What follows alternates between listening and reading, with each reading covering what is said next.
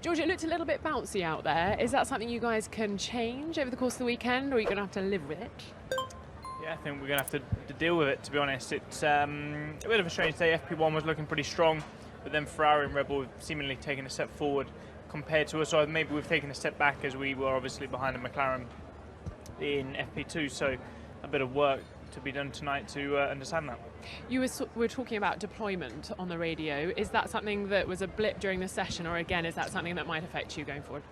Both, to be honest. It was a blip during the session which made things worse, but generally speaking we're lacking a bit of deployment, which I think we're similar to Red Bull, but Ferrari seem to have the upper hand in terms of deployment, so that may make things tricky in a race scenario, as they've got a bit more of a locker to play with, but it's going to be something we're going to have to deal with.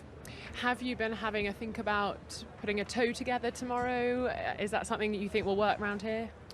I mean, if you nail it, it definitely does work, but there's high risk, high reward, really. So it's not something we're putting a lot of emphasis into.